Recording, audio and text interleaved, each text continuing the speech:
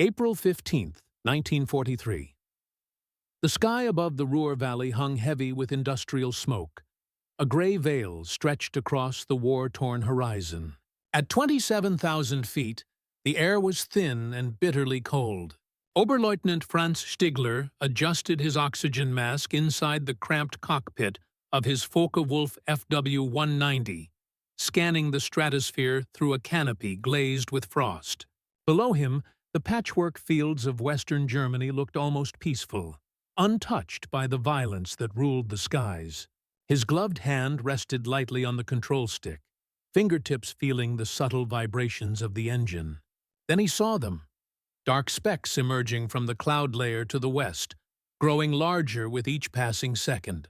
American bombers, B-17s, flying in their characteristic box formations, their aluminum fuselages catching fragments of pale sunlight. Stigler's pulse quickened, but not with fear, with anticipation, with confidence. The Luftwaffe had owned these skies for years, and today would be no different, or so he believed. What Stigler could not see yet, what none of the German pilots banking into attack positions could see, were the escorts, not the nimble P-51 Mustangs they had begun to respect, nor the twin-boomed P-38 Lightnings they had learned to fear.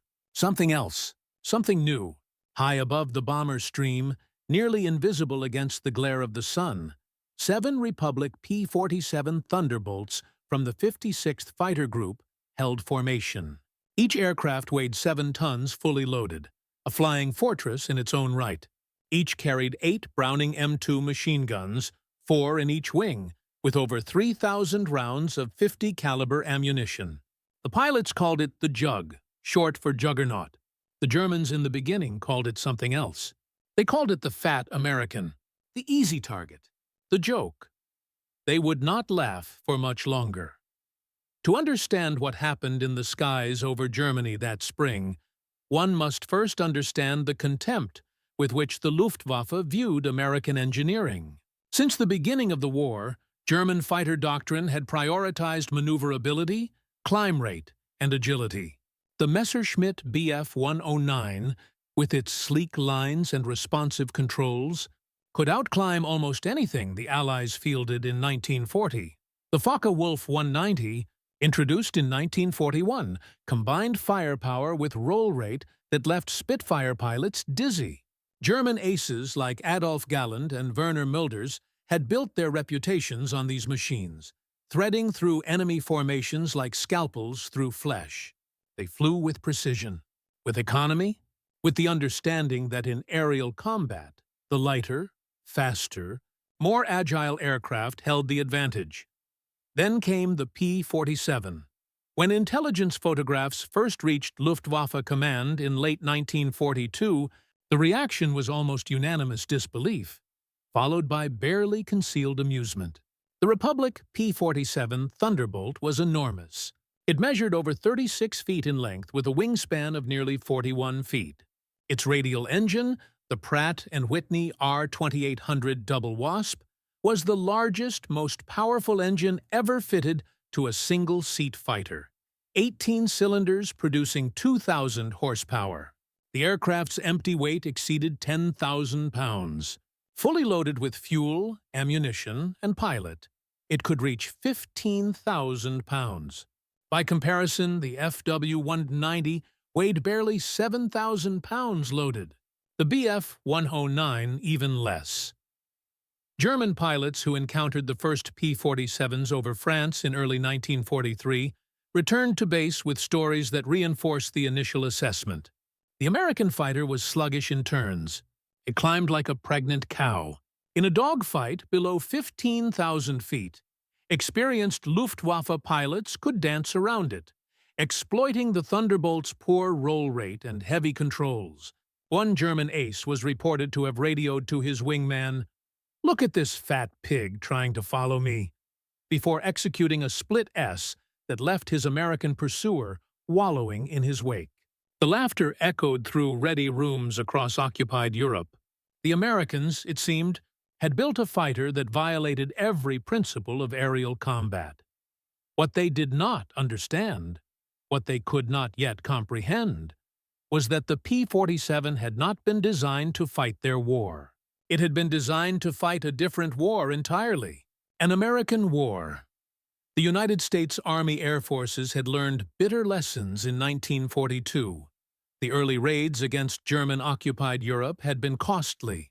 Bomber formations, no matter how heavily armed, could not defend themselves against determined fighter attacks. Escort fighters were essential, but the P-38s and P-40s lacked the range. The British Spitfires, superb over England, could barely reach the French coast before turning back. What American planners needed was not a dogfighter, not a turn fighter, but a bomber escort that could fly deep into Germany, fight at high altitude where the bombers operated, absorb punishment, and bring its pilot home. They needed endurance over agility, firepower over finesse, survivability over speed. They needed the Thunderbolt. Republic Aviation's chief designer, Alexander Kartveli, had understood this from the beginning. His mandate was simple but revolutionary. Build the toughest, most heavily armed fighter possible around the most powerful engine available, and make it capable of escorting bombers all the way to Berlin and back. Weight was not the enemy. Vulnerability was. The P-47's massive radial engine served as a shield for the pilot, capable of absorbing tremendous damage and continuing to run. The cockpit was protected by thick armor plating. The fuel tanks were self-sealing. The 850 caliber machine guns, when fired in unison, delivered a weight of fire that no other fighter in the world could match, over 100 pounds of lead per second. At high altitude, where the turbocharger gave the R-2800 engine full power, the P-47 could reach speeds exceeding 400 miles per hour, and it could dive faster than anything in the sky. But the German pilots did not know this yet. They saw only the bulk, the lack of grace, the apparent clumsiness. They would learn April 15, 1943. The bomber stream stretched across the sky like a constellation of metal stars, each B-17 trailing thin contrails in the stratosphere. Oberleutnant Stigler led his Schwarm, his four-ship formation, into a diving attack, aiming for the low squadron on the left side of the formation. Standard tactics: dive from above and behind, rake the bombers with cannon and machine gun fire, then break away before the defensive gunners could track you. He had done this a dozen times. His wingmen followed, their FW-190s dropping like stooping hawks. Then the sky exploded. The first burst came from above and to the right, a stream of tracers so thick it looked like a searchlight. Stigler's number 3, a young pilot named Becker, simply disintegrated. One moment his aircraft was there, wings level, nose down in the attack run. The next moment it was fragments, pieces tumbling through space trailing smoke and fuel. Stigler yanked his stick hard left, looking for the attacker. What he saw froze him. A P-47, Thunderbolt, massive and impossibly fast, was diving through the formation at a speed that seemed to violate physics. It was not turning. It was not maneuvering. It was simply falling out of the sun like the wrath of God, its 8 machine guns firing in a continuous stream that turned the air into a solid wall of lead. Another FW-190, Stigler's wingman, tried to break right and climb. The Thunderbolt's guns found him, walking across the fuselage from tail to cockpit. The German fighter rolled inverted and fell away, trailing flame.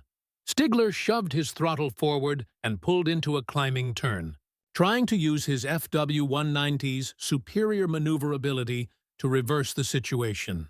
But the P-47 did not follow. It continued its dive, accelerating past 500 miles per hour, and disappeared below the bomber formation. For a moment, Stigler thought it had fled. Then he understood.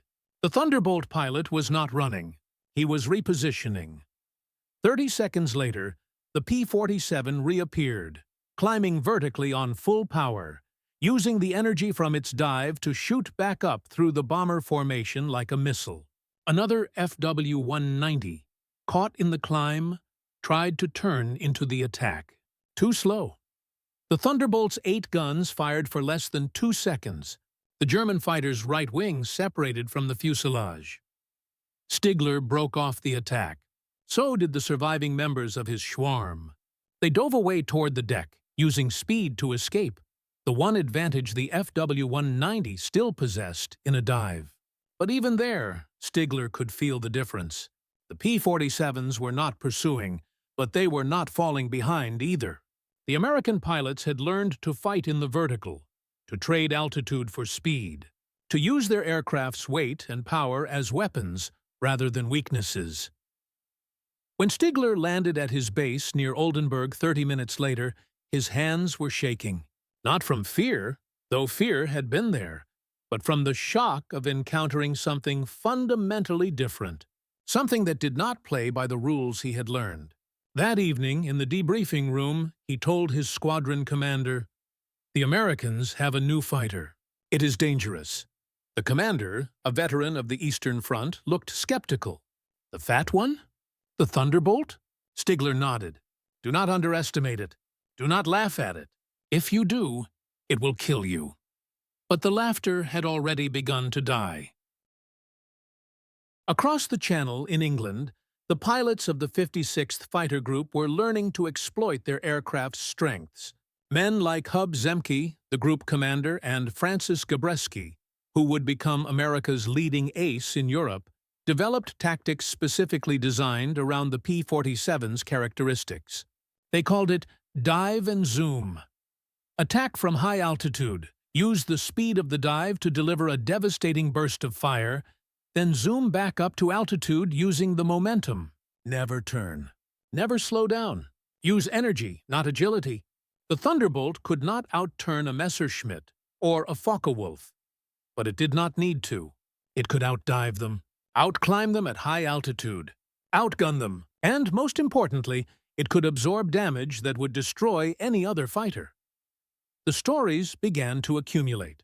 A P-47 returning to base with 3 feet of its right wing missing, the structure shattered by cannon fire, the pilot nursing it home on asymmetric lift.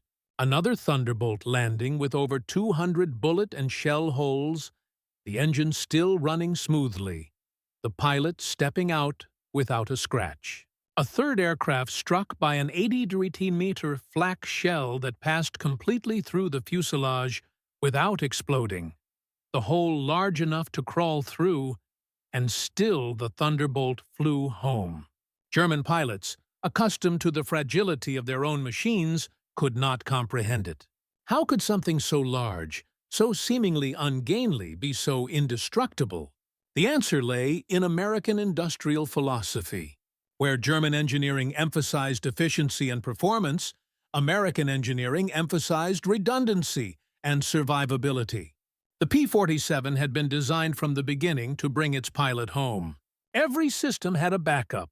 Every vulnerable component was protected.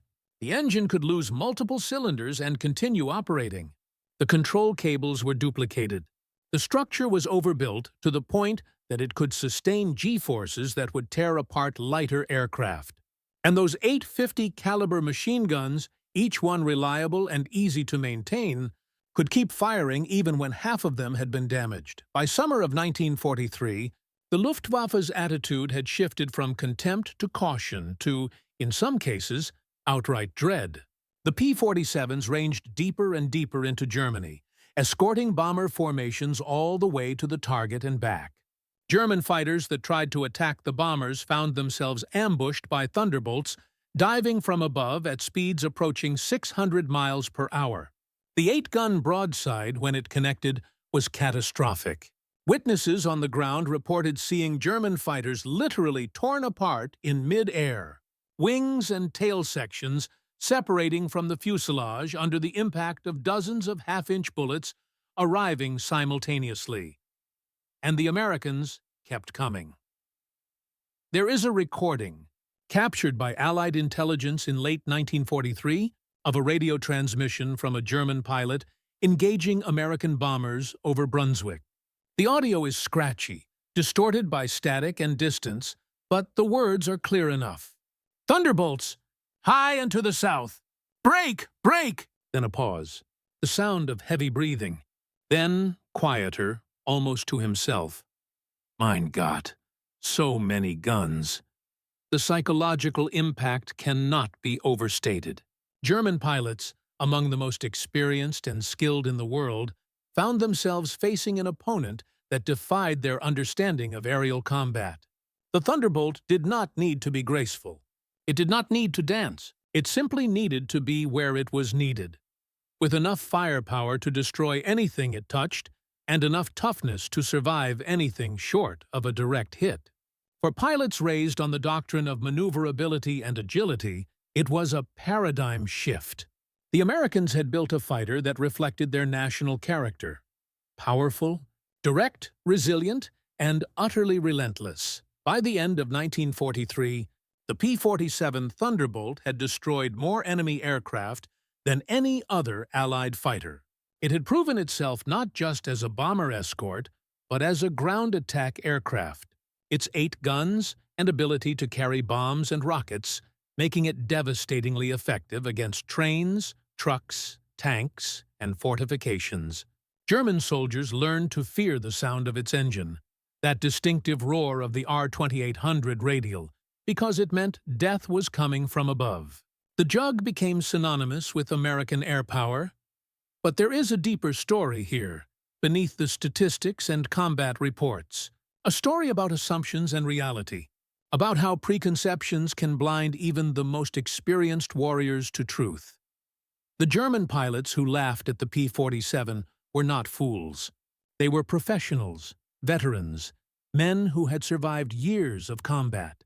Their disdain was rooted in legitimate tactical doctrine that had served them well. In their experience, in their war, agility and climb rate had been the deciding factors. A Bf-109 that could outturn its opponent would survive. A FW-190 that could climb faster would dominate. This was not arrogance. This was learned wisdom. But wisdom, like any blade, can be double-edged. It can cut through confusion to reveal truth, or it can blind us to new realities. The Americans had not tried to build a German fighter. They had built an American fighter, one that reflected different priorities, different resources, different strategic needs. Where German industry struggled to produce enough aircraft and trained pilots to replace losses, American industry churned out Thunderbolts by the thousands. Where German pilots had to conserve ammunition and fuel, American pilots could afford to fire long bursts and carry external fuel tanks. Where German fighters sacrificed protection for performance, American fighters embraced protection as a core requirement. The P-47 was not trying to win a dogfight. It was trying to win a war, and therein lay the revolution.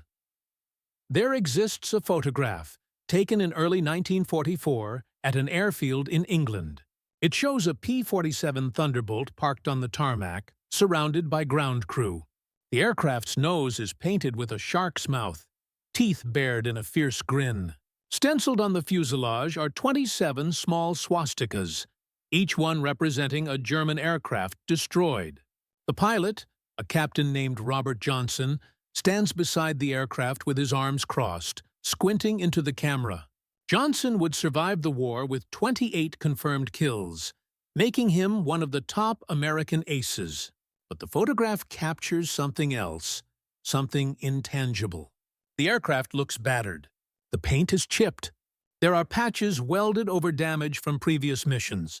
But it looks unbreakable, eternal, like a monument to a particular kind of strength. The strength that comes not from elegance or grace, but from sheer, unrelenting durability. German pilots came to recognize this. In memoirs written after the war, former Luftwaffe aces speak of the P-47 with a tone very different from their discussions of other Allied fighters. The Spitfire they recall with a kind of respect tinged with nostalgia. A worthy opponent, a beautiful machine. The P-38 Lightning they remember with caution, strange, twin-engined, dangerous if handled well. But the Thunderbolt they remember with something closer to awe. One pilot, Gunther Rahl, who survived the war with 275 victories, described encountering P-47s in 1944. You could shoot them, and they would not go down. And when they shot back, if they hit you, you were finished. This was the genius of the P-47. It did not try to beat the enemy at their own game. It changed the game entirely. Consider the symbolism embedded in the aircraft itself. 8 machine guns. Not 6, like the Spitfire. Not 4, like early American fighters. 8. The number spoke to abundance, to the industrial capacity that allowed American manufacturers to install twice the firepower of their opponents without worrying about weight or cost. Each gun was a Browning M2, a weapon so reliable that it remains in service today, 8 decades after its introduction. When all 8 fired together, the recoil was strong enough to slow the aircraft, a physical manifestation of the forces being unleashed. Pilots reported that the first time they fired all guns, the sensation was startling, the entire aircraft shuddering, the nose dropping slightly, the sound like ripping canvas magnified 1,000 times. For German pilots on the receiving end, the experience was apocalyptic. The .50 caliber bullet, half an inch in diameter, traveling at over 2,000 feet per second, carried more kinetic energy than the smaller caliber rounds used by most European fighters. A single hit could sever a control cable, puncture a fuel tank, or kill a pilot. A burst from all 8 guns could saw an aircraft in half. The psychological impact of seeing that stream of tracers, every 5th round was a tracer, meaning the visible stream represented only 20% of the actual bullets, was immense. It looked like a solid bar of light, impossibly dense, inescapable. One German pilot, interviewed decades after the war, described it this way: "When they came at you, you saw the lights from their wings, like stars, and you knew you had maybe 1 second to react. Most times, that was not enough. The Americans did not fly like we did. They did not need precision. They had power. They had enough bullets to miss you 10 times and still hit you once. And once was all they needed." This speaks to a fundamental difference in philosophy. German gunnery training emphasized precision marksmanship. Pilots were taught to close to short range, carefully lead the target, and fire short, accurate bursts to conserve ammunition. This worked when you had limited ammunition and needed every shot to count. American training, by contrast, emphasized volume of fire. Get close enough, hold the trigger down, walk the tracers onto the target. With 3,000 rounds available, a pilot could afford to miss. The goal was not elegance, but effectiveness. Not art, but engineering, and it worked. By 1944, the air war over Germany had become a nightmare for the Luftwaffe. The P-47s, now joined by the longer-ranged P-51 Mustangs, roamed the skies with impunity. German fighters were forced to operate at low altitude to avoid the American escorts, which negated many of their performance advantages. Pilots who had once laughed at the Thunderbolt now avoided it when possible, preferring to attack bombers that had become separated from their escorts rather than face the jugs directly. The casualty rates among Luftwaffe pilots climbed steadily. Experienced aces were killed or wounded.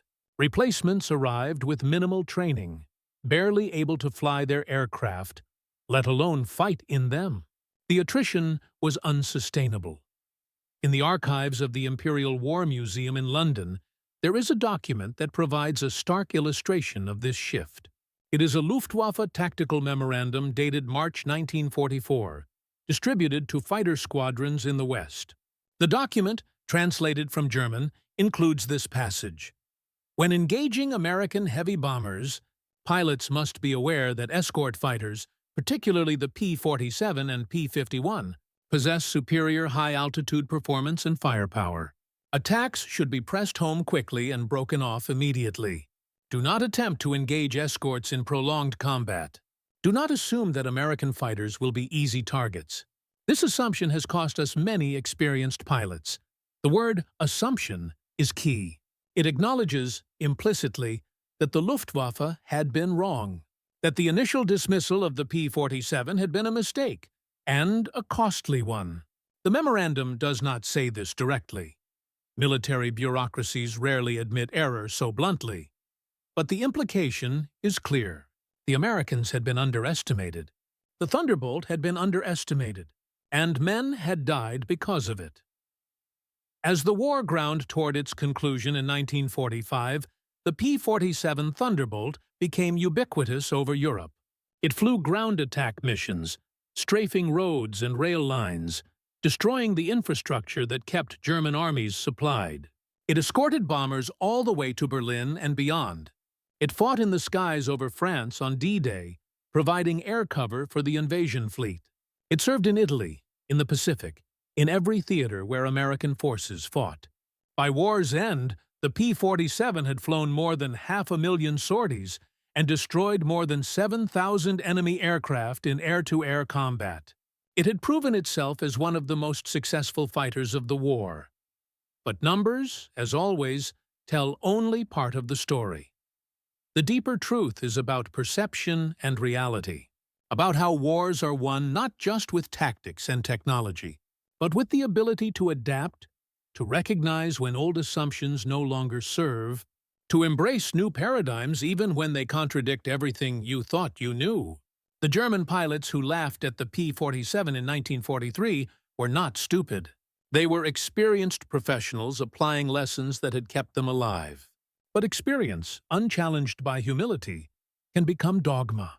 And dogma, in war, is often fatal. The Americans, by contrast, had no dogma to defend.